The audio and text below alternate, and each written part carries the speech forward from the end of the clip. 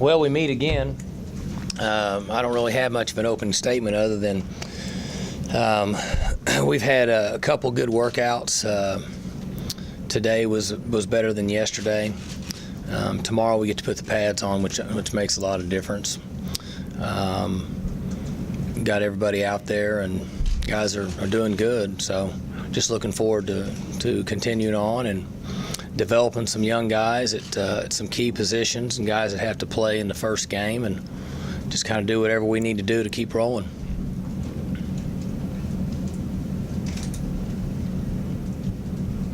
No questions? See, that's what happens when we meet all the time. Mike, talk a little bit about Ty Staley and kind of his role this year, and he's had a great comeback story, and just talk a little about what you expect from him this year. Well, the same that he gave us last year. Kai was reliable, and we used him in certain situations. How he benefits our team and our offense, and then also to save him. We can't really extend him with his injury, but he brings a lot to our football team from a leader standpoint. And the players like being around him, and he likes being out there. And I know that the guys look up to him for what he's been able to accomplish after having a very, very difficult recovery from a knee injury. Are you eager to see how good your defense is? You talked about it being better, you think, than it had been previously. Are you eager to see just how good they are, and are you eager for them maybe to get a little credit that they haven't gotten previously? Yeah, I think, I'm excited about everything, but our defense is more athletic and faster than we ever have been here, which, in my opinion, should result in more plays and better production overall. So I'm looking forward to the linebackers, the second-level guys, staying fresh and not having to play 65 or 70 plays a game, so we can run sideline to sideline and make some plays. I think we've made some strides on our defensive line, and I'm just looking forward to those guys getting out there, just like I am some of the other guys on the offensive side of the ball. Do they carry like a chip on their shoulder when they see stuff like, well, Oklahoma State's offense can get over a freshman quarterback? I don't know if it's preseason magazines or whatever, but there's still doubts about the defense because of its overall ranking last year, despite all the turnovers. I'm not sure. You would have to ask those guys. If they do, it could only benefit them, I would think. But you would have to ask them. I thought they were better last year than what people gave them credit for. But either way, we've got more depth and we're more athletic, and so they just need to continue to work hard and make sure that they stick together. And if we can keep the trend going on forcing as many turnovers as we have, it'll certainly give us a chance to win a lot of football games. Is Charlie Moore, you think, one-hit wonder, or is he a guy who can sustain some of the spring? Well, he's done well the last couple of days, and he had a good spring, and obviously had a big spring game. Charlie's a guy that's was just on the edge of kind of breaking out over the last year or so, but he'd tweak a hamstring or an ankle, and it would kind of set him back for a few weeks. And so I think he's in really good shape, and he's stronger than he ever has been, and if he stays healthy, he should be productive. Alex Elkins, how much early on was he just playing on instincts last year, and was there a point in the season where maybe the light went on for him, just as far as knowing what to do out there? Oh, quite a bit was instincts. He would run really fast to the ball, and he likes to play the game, so he could overcome a lot of mistakes. And I'd say the last 4 or 5 games he started getting lined up the majority of the time where he's supposed to, and understanding reads and certain things that guys at that position have to see in order to play effectively. What do you expect out of him this year? Excuse me? What do you expect out of him this year? Well, he should be a completely different player.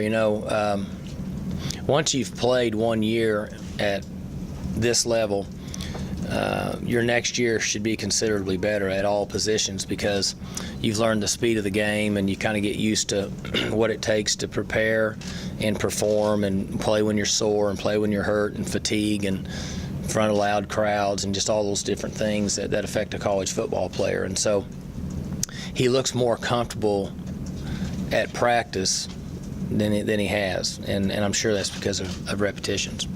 Coach, you've had time to think about it. I don't know if you bothered to think about it, but the 19th ranking in the coaches poll, do you think that's fair? I mean, in your mind, is that fair for your team? And I notice, again, you're not on the board of coaches voting. Did you get asked? Do you care? Does it matter whether you get a vote? The coaches poll, I don't think they asked me, because when they ask me, I always do it. I think it's important to do it and then try to do the best we can. A lot of preseason rankings are based on experience at key positions, one being the quarterback spot. Unless you just have a team that just slams the door on everybody on defense, then those guys can kind of grab a high preseason ranking. But I saw it the other day before our team meeting a couple nights ago. It was going across the bottom of the TV, and so I mentioned it to the team, and I told them that I saw where they were preseason 19, and somebody thinks that there's 18 teams better than them. So they got a lot of work ahead of them. Coach, talk about the advantages of having your starting linebackers returning and what role you expect them to play under your defense this year. Well, experience is very important at any position, and the way the game's changed over the last few years at the linebacker spot, those guys have to be intelligent, in our opinion, to be effective because of all the different looks that defense or offenses present. Those linebackers, they don't just stand between the tackles anymore and run in a gap and hit somebody. They got empty backfields, guys motion across, fly sweeps, fake fly sweeps, passes down the middle. And so having experience at those positions is very important. And, as I'd mentioned in the summer and then over the last few days, that, I'm excited about seeing guys that have some experience and having some depth and let those guys play. Do you expect them to take a leadership role on the defense this year? Yes. Yeah, we expect all of our players to assume that responsibility, and Caleb Levy and Alex and Sean, those guys that have played quite a bit, certainly should lead the charge. You've had two practices, kind of watched Wes, and we saw him in the hallway. Looks like a completely different person. I mean, what have you thought? I think he's matured. He's bigger. He's 20 pounds heavier, and so that's going to give him some advantage in throwing the football. But he's carrying himself a little different now. He's got a long ways to go, but he's making progress. And there's certain throws that in the last couple days that he's made that I noticed in the spring. On a scale of 1 to 10, they were about a 5, and that same throw now is about a 7. And so he's getting a feel for the speed and the difference between high school and college of getting the ball in there quicker because the defensive guys are so much faster, and then also making the adjustment to the speed of our receivers.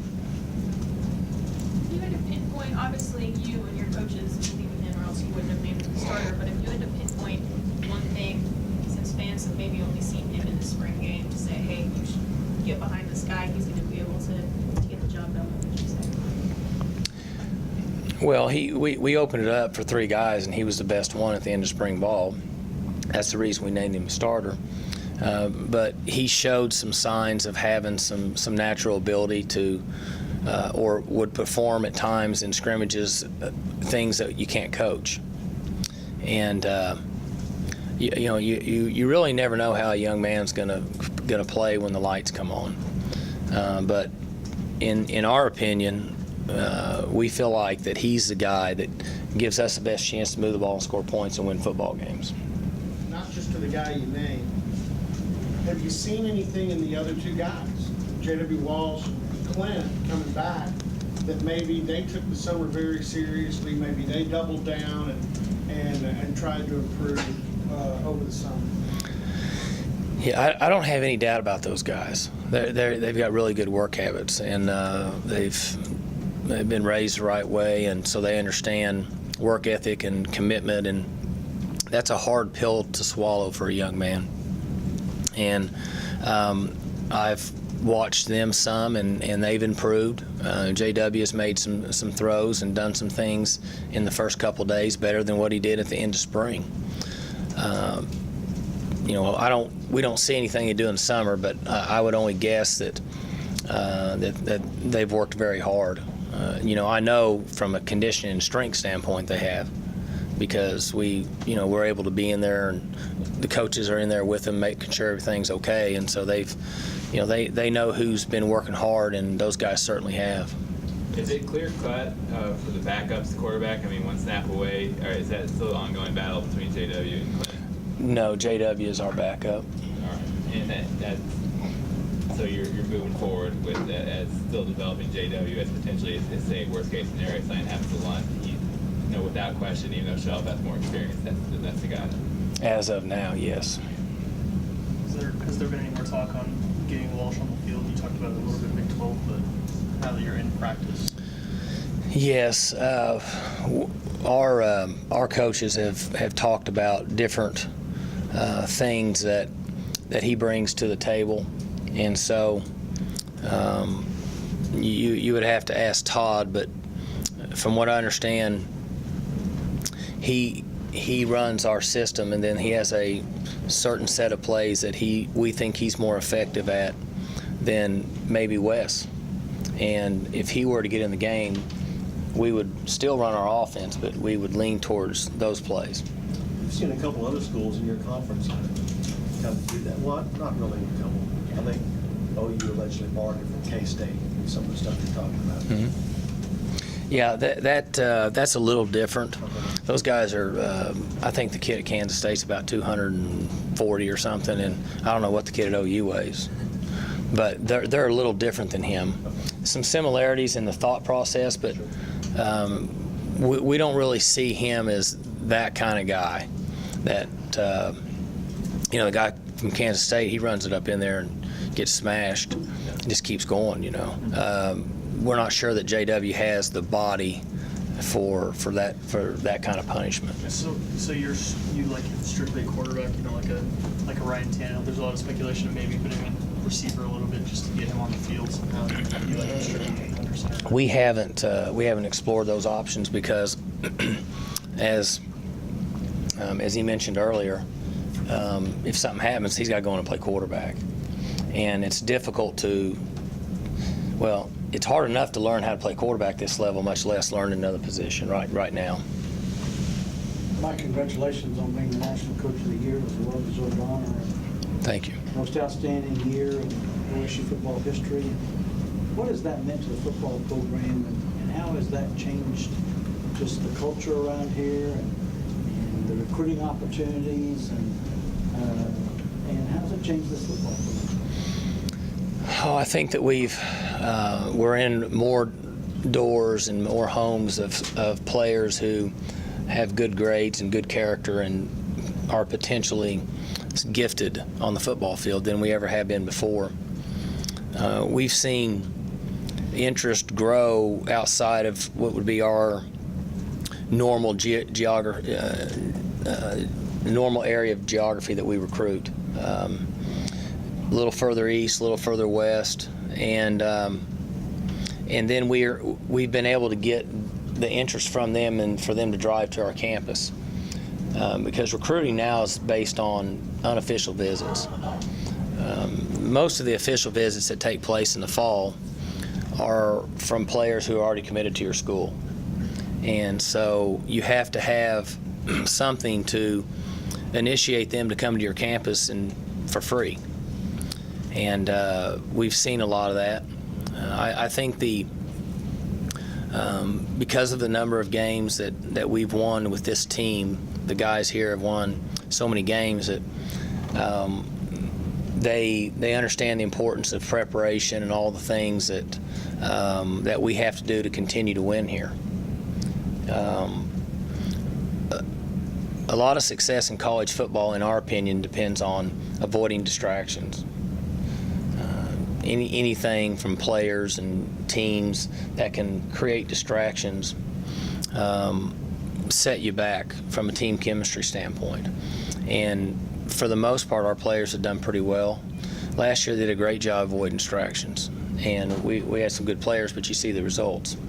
And so I think they understand the mental aspect of all the things that I just mentioned and avoiding distractions. And that comes with the success that we've had. Losing 3 offensive linemen with Bowie out this week seems, for most teams, would appear to be a big concern. But with Joe Wickline's pedigree of just always plugging in guys ready to go, seem to having success riding the bat, even though with little game experience, do you feel as if do you see that position as kind of, you kind of feel like he's going to have someone ready for you guys going into the season, or how's your perception on that? We think that way, and I said this the other day. Losing Bowie affects our team, but it's happened to us before. We've lost good players before. You can go Kendall and Dez and Ori Lemon. It's kind of goes on, and we've replaced them with somebody that it became their turn to make plays. So the experience that Bowie brought to the table, much less his athleticism, affected us when we lost him. But we expect Coach Wickline and any other coach that has to replace a player to have a guy ready to put in there, and then that guy's got to play. And that's just the way football is. It's guys get hurt and dinged up, somebody else has to go play, and then we have an unfortunate situation like we have with Bowie, and we expect somebody else to go in there and play. Sort of along the same lines, it was announced today that Mike Gundy left the team. Can you just address that and just maybe what that is? Yeah, Mike had personal reasons for not coming back, family issues, and he decided that he wants to be back closer to home, and so he's going to try to find somewhere to go to school around the Houston area, from what I understand, probably starting in January. We talked a lot about the depth at defensive tackle, though, so is this kind of losing him? I know he was only first string, but kind of something being absorbed because you have that depth there? Yeah, as much for practice purposes as anything, and that's why you like to have the depth. But we lose players out of our organization for team violations or personal reasons, and there's 130 of them on our team, and so whether we'd like to think so or not, there's always going to be guys that things happen. But if a guy like Mike is not fully committed mentally to being here, and he had some doubts based on a personal situation, then in my opinion, he's better off not being here. And so you asked the question about how does it affect our depth. It affects it some because even though he was down the line and young, it's one less big guy to practice against and prepare for our games. But we still believe you have to go back to, you got to be all in to be here, because it's tough to be a college football player if you're not all in. Coach, you put Evan Epstein on a scholarship last week. What has he shown you and Coach Whitline later in that spot? Well, he's worked hard. He's been with us for a while, and he's always been there, been on time, and paid his own way, and showed up. And he's done some of the things that I just talked about for free. And I've always had a lot of admiration for guys that are willing to do all that for free. And when we get an opportunity to reward a young man that's worked extremely hard and put himself in a position to have success, we do it. We've got a few other walk-ons that we're going to put on scholarship here probably within the next week, so we can take care of those guys. And then at that time, I'll release their names. But he's become the first-team center. And so he certainly deserves an opportunity to be on aid. Does it help having a senior center with a true freshman coming, even though he hasn't been in the starting rotation, he knows the drill. He's been in this program. To have him working with Wes, has that been? Yes, yeah, and it really just kind of what you said. He's not played a lot, but he knows what's going on. He's practiced with us forever, and we try as hard as we can to simulate game situations in practice. And he's been there for a number of years, and that should help him in a game situation. Among the decisions that fall under the head coaching umbrella, deciding when the suspended players eligible to play again, making that decision when you're going to play them again. How difficult is it? Suspended players? Yeah, it's more of a general. John, we don't do that much here. If you look at what we do, I'm not really comfortable with that to a certain extent. Now, we've had guys over the years that may have missed a curfew on Thursday night. We didn't play them in the next game. I don't know if we've ever suspended a guy for games. So we don't do a lot of that. It just, we're just, in our opinion, you're either all in and playing or you're not. So I can't really comment on suspensions because we haven't done very many. Have we suspended anybody? We don't really do that. So, you either are here and playing or you're not. You talked in the spring very highly of Calvin Barnett, just how he was able to develop quickly.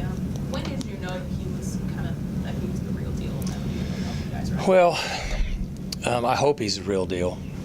We're always hesitant to comment on a player until he's actually gone out there and has performed.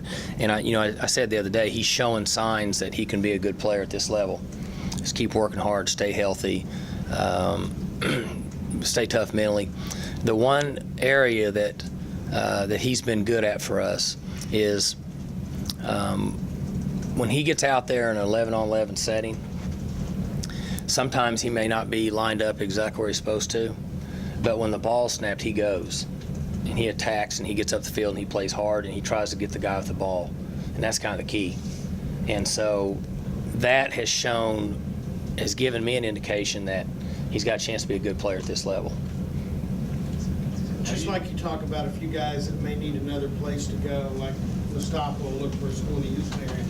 You end up with a guy like John Goodlett was here in the spring, transferred from Indiana State. He seemed to look like he could come maybe help out in the spring. I don't know what he's looked like so far in practice. Yeah, he's rotating in with that group of 6 or 7 wideouts or 8. We're playing so many freshmen at the wideout spot right now. There are probably at least 8 of them out there that roll in with the 1s and 2s. And he's in that group, and he's getting better. He's got some quickness, and his work habits are good, and he's shown signs of willing to block. So hopefully he'll give us another guy that we can use in a first team situation to give a guy a breather. Not that you're going to change your offensive approach, but how comforting is it to know you've got a set of running backs like you've got to go along with the freshman quarterback? Well, it makes a huge difference because teams we play are going to try to blitz Wes like crazy and force him into making mistakes. Just youth. You guys have covered college football long enough, and you've seen freshman quarterbacks, and just about any school, no matter how good they were, when you had a freshman quarterback, everybody tried to make his day miserable. And if you don't have running backs, you can really make it miserable. But we've been fortunate with the guys that we have not only been effective running the ball, but they're pretty good blockers. So they can pick up blocks and things and free a guy up that maybe has man coverage with no safety help over the top. And I think they understand that. They realize that they have to be a big factor in our offense and bring Wes along. I mean, nobody in here, maybe you guys do, I don't, but nobody knows how fast he'll come along. We have a pretty good indication of where he should be and how he should improve and progress each week. But he'll certainly benefit from having 2 experienced guys back there with him. usually you have familiarity with conference opponents, so during week of game preps, you probably could figure out, some certain tendencies at least. But with 2 new conference opponents coming in during those lull of the summer months, did you guys spend a little more time studying TCU and West Virginia? So when you got to those games week, you'll be a little more familiar with them. Yeah, we know West Virginia's tendencies. And the thing with them, and I'm not being sarcastic toward you, but they're running the same plays that they've always run. So we're pretty familiar with them. But TCU is a team that we had to look into. And we see them play on TV a lot, just like you guys did. They played a lot of those week games, Thursday night games and certain things. Seemed like I always saw them playing then Friday night game. But,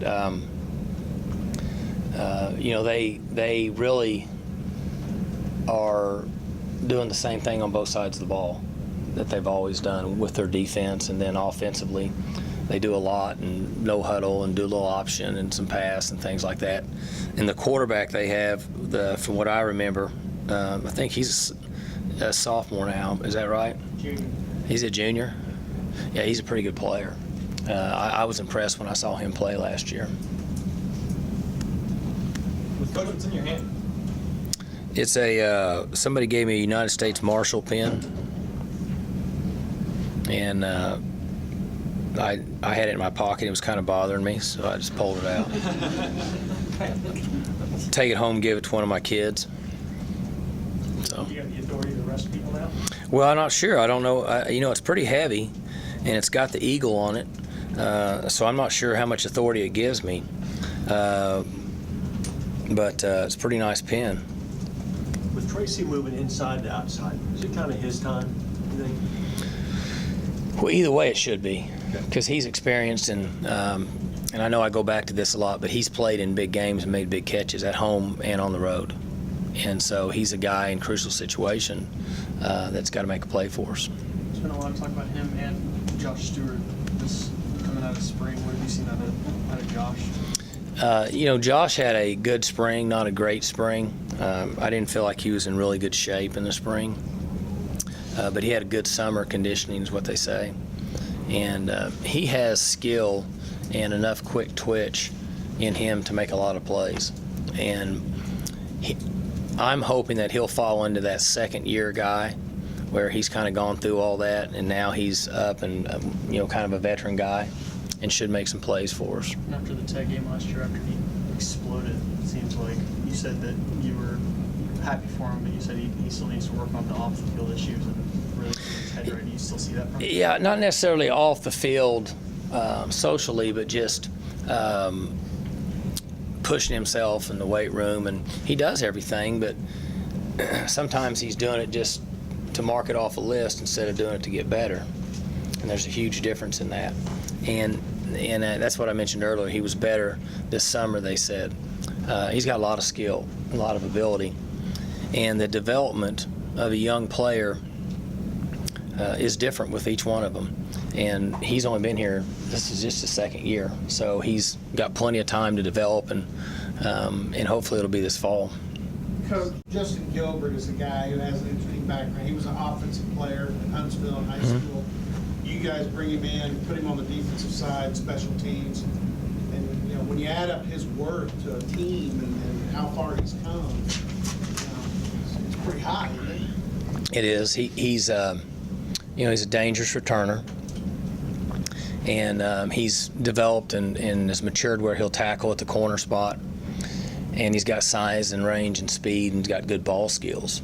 And so his frame of mind, his mental approach has been really good the last 6 months. His attitude's good, his work habits.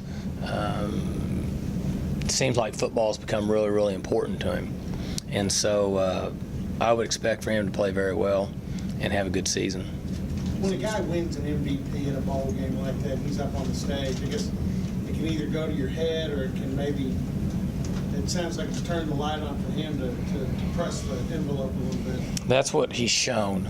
And what you're saying is right. It can go either way, but in the off season he showed the sense of urgency to really kind of take off and be a leader and improve, and he's done really well over the last 6 months. Seems like the new kickoff rules impact you guys as much as anybody, because who you have kicking off and who you have potentially returning. Mm-hmm. How do you approach that? There's been a lot of talk about whether to take advantage of the strength in his leg and kick it really high, or just go ahead and kick it out and be done with it. And we will let him have a lot of input in what we do there, because that's easier said than done. You know, it's like trying to pull out a wedge, and you think you're going to flop it up there and make it stop in a certain spot, and when you hit it, it goes off over there to the right, and you don't know how that happened. Well, when you're kicking off, some guys have a really great feel for that pop kick, and some guys doesn't come as easy. And he's worked on it here forever. But you know, you think about the flip side, even though they bring the ball out to the 25, he just drives it into the stands. You never have to worry about it getting run back. So you hopefully eliminate that huge momentum swing. You put Gilbert at the back end line and tell him bring it out if you want? Or? 2 deep, Yeah. 3 deep. Get him back there and let him go. Because he's such a threat. You just have to make one mistake, and if he hits a seam, it's going to be hard to catch him. So he gets a little bit of a green light? Yeah, we'll let him go. Yeah. Mike, you were talking earlier kind of about that next man up philosophy, whether it's a guy being suspended or injured or whatever, but that's also the case when you have to replace people that have graduated and moved on. And is that what a successful program has to do, to kind of have that deal of, okay, hey, it's your turn and you gotta produce? Yeah, sometimes sooner than anticipated. You know, we went through that 3 or 4 years ago, and we really weren't ready for it. You know, I've mentioned trying to recruit enough depth and speed so the departure of 1 or 2 players for whatever reason doesn't just set us back. And that's really what we've tried to do. And so the answer would be yes.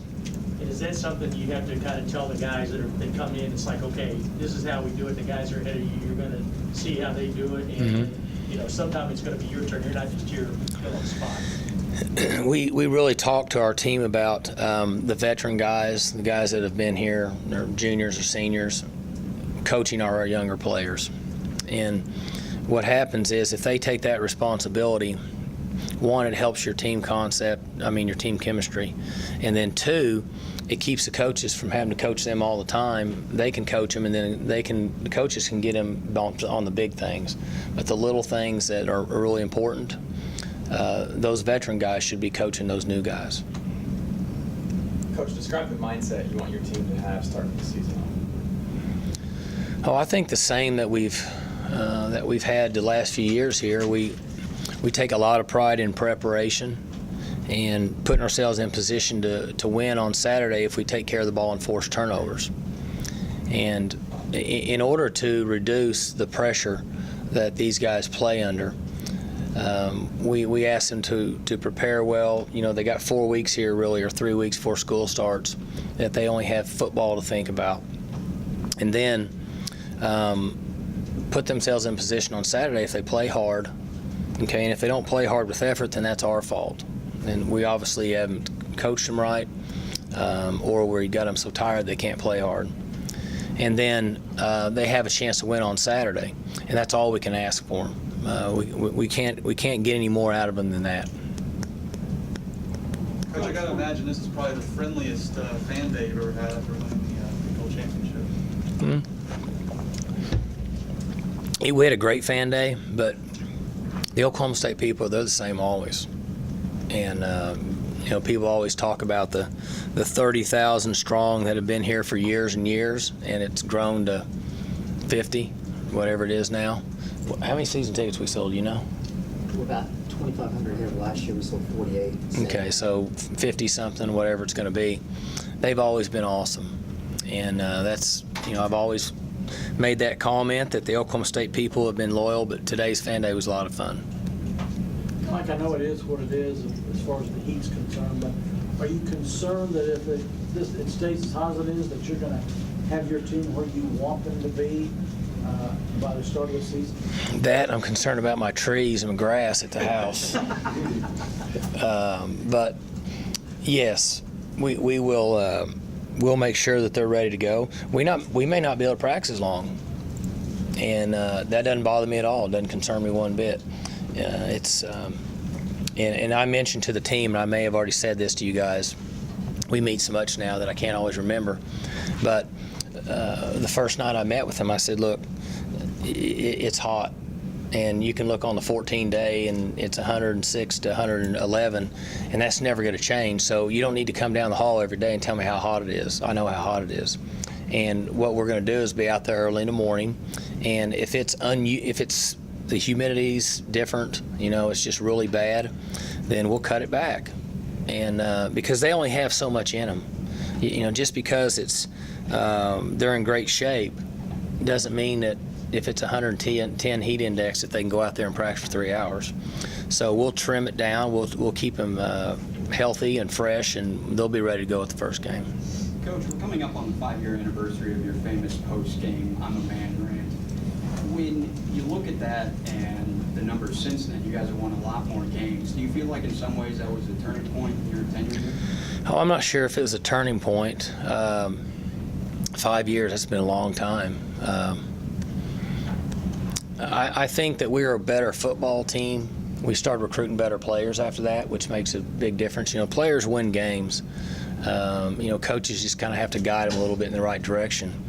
But it has certainly benefited us in recruiting over the last few years. Now, the last couple years we've done so well that I'm not so sure that we really needed it, because we won a lot of games and we're on national TV a lot.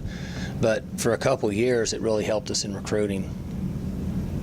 Going back to Tracy Moore, you've said that obviously you don't expect someone to replace Justin's production straight up. But do you want Tracy Moore to go into the season thinking, I'm going to be the #1 guy, go-to receiver for this team? He should.